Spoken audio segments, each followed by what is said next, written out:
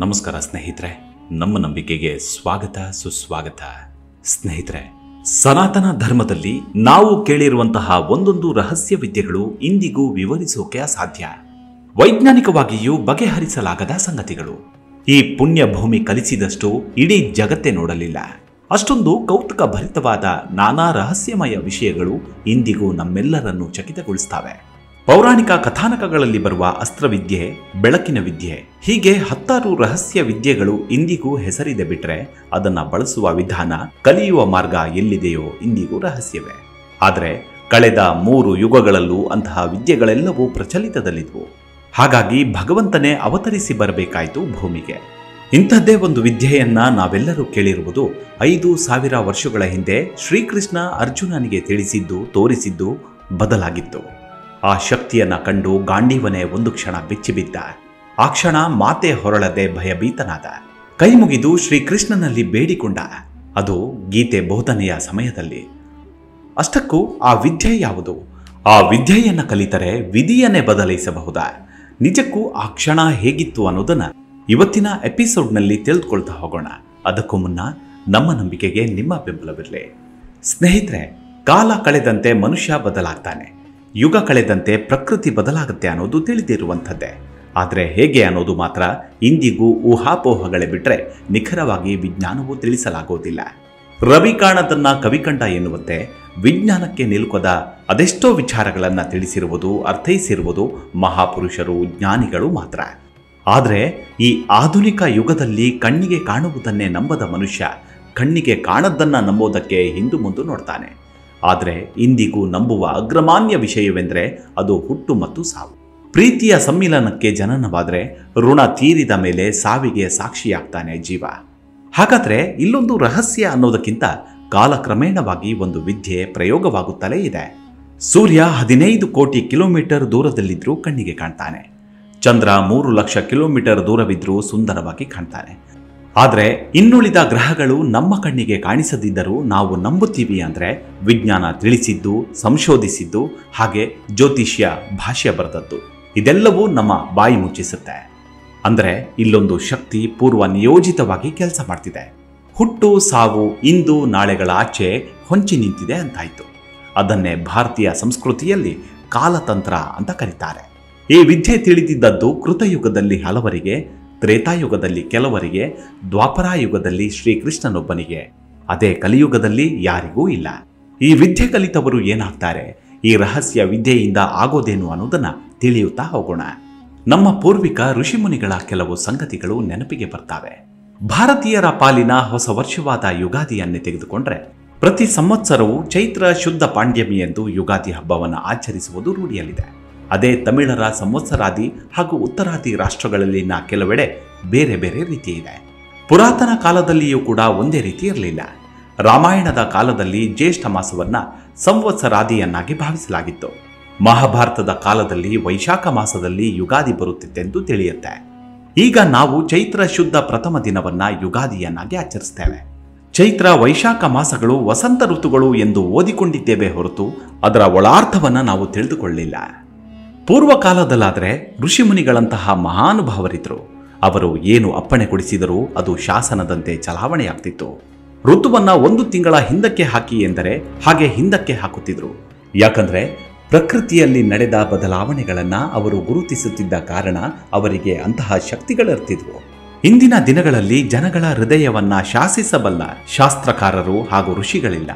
ಆದ್ದರಿಂದಲೇ ಈ ಹಿಂದಿನಂತೆ ಜ್ಯೇಷ್ಠ ಮಾಸದಿಂದ ವೈಶಾಖ ಮಾಸ, ವೈಶಾಖದಿಂದ ಚೈತ್ರವು ಬದಲಾದಂತೆ ಚೈತ್ರದಿಂದ ಫಾಲ್ಗುಣಕ್ಕೆ ಬದಲಾದ ಅವಕಾಶ ಕಂಡುಬರಲಿಲ್ಲ.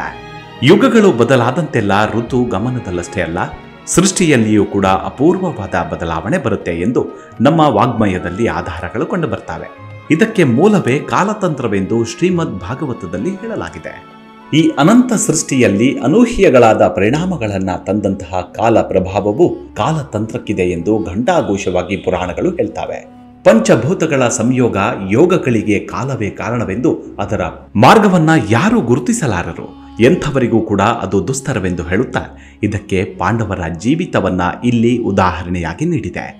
ಧರ್ಮರಾಜನು ರಾಜನಂತೆ, ಸುರರಾಜ ಸುತನು ಧ್ವನಿಯಂತೆ, ಶಾಸ್ತ್ರ ಓದ್ವೇಜಕನಾದ ಗಾಂಡೀವನು ಬಿಲ್ಲಂತೆ, ಮತ್ತೆ ಸಾರಥಿಯು ಸರ್ವಭದ್ರ ಸಂಯೋಜಕನಾದ ಚಕ್ರಿಯಂತೆ ಆ ಯುದ್ಧಕ್ಕೆ ಉಗ್ರ ಗದಾಧರನಾದ ಭೀಮನು ಜೊತೆಯಾದನಂತೆ. ಆದರೂ ಆ ಪದಗಳು ತಪ್ಪಲಿಲ್ಲ. ದೇವಾಂಶ ಸಂಭೂತರಷ್ಟೇ ಅಲ್ಲ, ದೇವತೆಗಳಾದರೂ ಕಾಲತಂತ್ರ ಶಕ್ತಿಯ ಎದುರು ನಿಲ್ಲಲಾರರು. ಅರ್ಜುನನಂಥವನು ಶಿವನೊಂದಿಗೆ ದ್ವಂದ್ವ ಯುದ್ಧವನ್ನು ಮಾಡಿ ಪಾಶುಪತಾಸ್ತ್ರವನ್ನು ಪಡೆದ ಮಹಾವೀರ. ಅಂತಹ ಮಹಾಭಾರತ ಸಂಗ್ರಾಮದಲ್ಲಿ ವಿಜಯವನ್ನ ಸಾಧಿಸಿದ ಮಹಾಯೋಧ ಶ್ರೀಕೃಷ್ಣ ಅವತಾರ ಮುಗಿಸಿದ ನಂತರ ದ್ವಾರಕೆಯು ಮುಳುಗಿ ಹೋಗುತ್ತಿರುವುದನ್ನ ಕಣ್ಣಾರೆ ಕಂಡ. ಅದರಲ್ಲಿ ಅಳಿದುಳಿದ ಸ್ತ್ರೀಯರು ಹಾಗೂ ಜನರನ್ನ ಹಸ್ತಿನಾವತಿಗೆ ಕರೆದುಕೊಂಡು ಹೋಗುತ್ತಿರುವಾಗ ದಾರಿಯಲ್ಲಿ ಬೇಡರ ಗುಂಪಿಗೆ ಸಿಕ್ಕು ಸೋತು ಭಂಗಪಟ್ಟ. ಒಂದೇ ಒಂದು ಅಸ್ತ್ರವು ಜ್ಞಾಪಕಕ್ಕೆ ಬರಲಿಲ್ಲ. ಅಕ್ಷಯ ಬತ್ತಳಿಕೆಯಲ್ಲಿ ಬಾಣಗಳೇ ಇರಲಿಲ್ಲ. ಅಂತಹ ಮಹಾಪುರುಷನಿಗೆ ಆ ಗತಿ ಬಂತು. ಈ ಕಾಲತಂತ್ರ ಪ್ರಭಾವವು ಎಂತಹ ಮಹಾದ್ಭುತವಾದದ್ದು ಅಂದರೆ, ಯುಗಗಳು ಬದಲಾದಂತೆಲ್ಲ ಕಾಲದಲ್ಲಿ ಬರುವ ಬದಲಾವಣೆಗಳು ಚಿತ್ರ ವಿಚಿತ್ರವಾಗಿರುತ್ತವೆ. ಕೃತಯುಗದಿಂದ ತ್ರೇತಾಯುಗ, ತ್ರೇತಾಯುಗದಿಂದ ದ್ವಾಪರ, ದ್ವಾಪರದಿಂದ ಕಲಿಯುಗವು ಬದಲಾಗುವ ಸಂಧಿಕಾಲದಲ್ಲಿ ಹೊಸ ಹೊಸ ಲಕ್ಷಣಗಳು ಮೂಡಿಬಂದಂತೆ ಕಾಣಿಸುತ್ತೆ. ತ್ರೇತಾ ದ್ವಾಪರ ಸಂಧಿಯಲ್ಲಿ ನಡೆದ ಪರಶುರಾಮ ಕೃತ ಸರ್ವ ಕ್ಷತ್ರಿಯ ಸಂಹಾರವನ್ನ ಪುರಾಣಗಳು ಪ್ರತ್ಯೇಕವಾಗಿ ವರ್ಣಿಸಿವೆ. ಹಾಗೆಯೇ ಮಹಾಭಾರತ ಯುದ್ಧವು ದ್ವಾಪರಾಂತ್ಯದಲ್ಲಿ ಜರುಗಿದ ಭಯಂಕರ ಮಾರಣ ಹೋಮ. ಸಪ್ತರ್ಷಿಗಳು ಮಖ ನಕ್ಷತ್ರದಲ್ಲಿರುವಾಗ ನಡೆದ ಈ ಭೀಷಣ ಮೃತ್ಯುಕೇಕೆ ಮತ್ತೆ 2007 ಸಂವತ್ಸರದ ನಂತರ ಅದೇ ಸ್ಥಿತಿ ಅಂತರಿಕ್ಷದೊಳಗೆ ಬರುವ ಸಂದರ್ಭಕ್ಕೆ ಸರಿಯಾಗಿ ಮತ್ತದೇ ಸಂಹಾರ ಕಾಂಡ ನಡೆಯಿತು.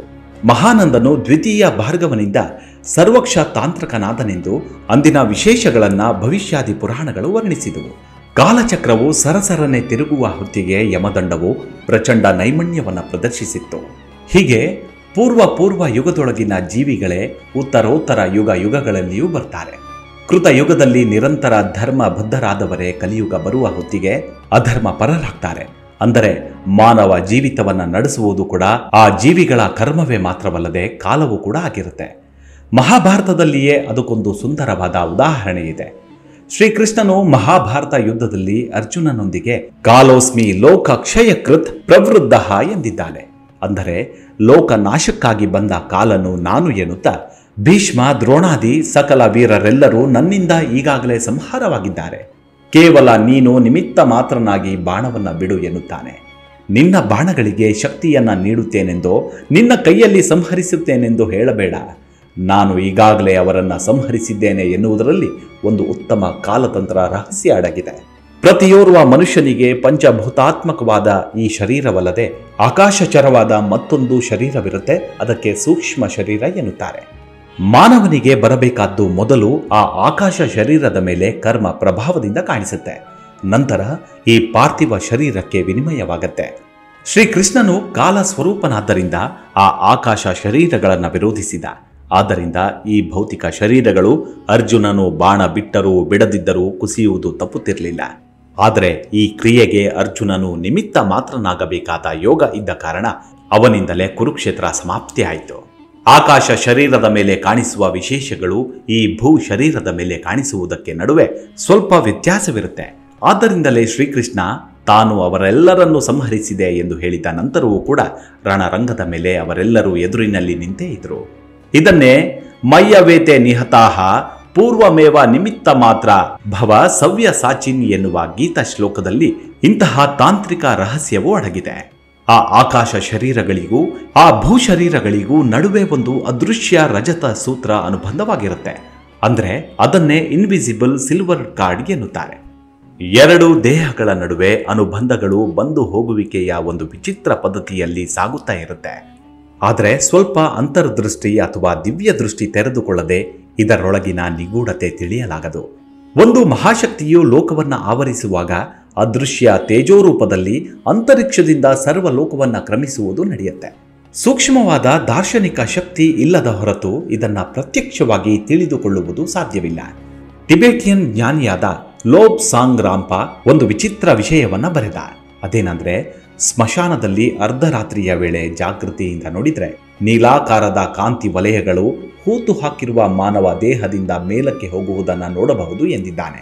ಹೀಗೆ ಅವು ಜೀವಿಯ ದೇಹದಿಂದ ನಿರ್ಗಮಿಸುವುದಿಲ್ಲ. ಜೀವಿಯು ಯಾವಾಗಲೂ ದೇಹವನ್ನ ತೊರೆದು ಹೋದರೂ ಕೂಡ ಪ್ರತಿ ಜೀವಿಗೆ ಶರೀರವನ್ನ ಆಶ್ರಯಿಸಿಕೊಂಡಿರುವ ತೇಜೋ ವಲಯವು ಮರಣ ಹೊಂದಿದ ತಕ್ಷಣವೇ ತೆರಳದೆ ನೆಮ್ಮದಿಯಾಗಿ ತೊರೆದು ಹೋಗುತ್ತವೆ. ಪ್ರತಿ ಮಾನವನಿಗೂ ಅವನ ಸುತ್ತಲೂ ಇರುವ ಸ್ವೀಯ ತೇಜೋವಲಯವೇ ಸ್ಮಶಾನ ಸಾಧಕರಾದ ತಾಂತ್ರಿಕರಿಗೆ ಅಮೂಲ್ಯವಾದ ಉಪಕರಣಗಳು, ಬಹು ಸಿದ್ಧಿ ಕಾರಣಗಳು. ಯಾವ ವಿಧವಾಗಿ ಜೀವಿಗಳ ತೇಜೋವಲಯ ಆವರಣಗಳು ಬಹು ಕಾರ್ಯಗಳಿಗೆ ನಿಮಿತ್ತವಾಗಿರುವುದೋ ಅದೇ ವಿಧವಾಗಿ ಯುಗ ಸ್ವರೂಪನಾದ ಕಾಲನ ತೇಜೋವಲಯವು ಪ್ರಕೃತಿಯ ಆವರಣವನ್ನು ಆವರಿಸಿ ವಿಕ್ರಮಿಸಿ ಪ್ರತಿ ಜೀವಿಯ ಮೇಲೂ ತನ್ನ ಪ್ರಭಾವವನ್ನು ತೋರಿಸುತ್ತೆ. ಆದ್ದರಿಂದಲೇ ಅದಕ್ಕೂ ಮುನ್ನ ಪರಮ ಧರ್ಮ ಭಾವುಕನಾದ ವ್ಯಕ್ತಿಯು ಅಧರ್ಮ ಪರನಾಗಿ ದುಷ್ಕರ್ಮ ಪಾರಾಯಣನಾಗುವುದು ಕಂಡುಬರುತ್ತೆ. ಈ ಬಗ್ಗೆ ಒಂದು ಚಮತ್ಕಾರದ ಕಥೆ ಇದೆ.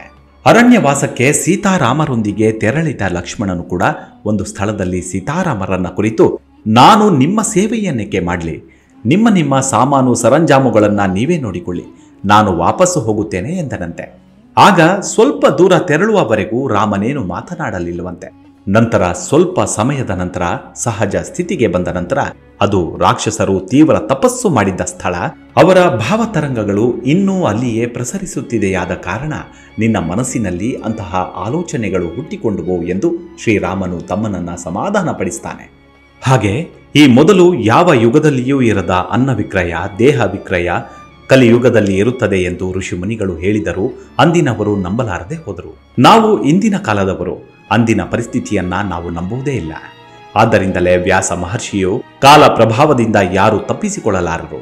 ಒಂದು ವೇಳೆ ತಪ್ಪಿಸಿಕೊಳ್ಳಬೇಕೆಂಬ ತೀವ್ರ ಆಕಾಂಕ್ಷೆ ಇದ್ದಲ್ಲಿ ಬದರಿ ಕಾವನಕ್ಕೆ ತೆರಳಿ ತಪಸ್ಸು ಮಾಡಿ ಸಿದ್ಧಿಸಿಕೊಂಡರೆ ಮೃತ್ಯುವೇ ಬರಲಾರದು ಎಂದಿದ್ದಾರೆ. ಇಡೀ ಕಾಲವನ್ನೇ ತಿಳಿದುಕೊಳ್ಳಬಹುದು ಎಂದಿದ್ದಾರೆ.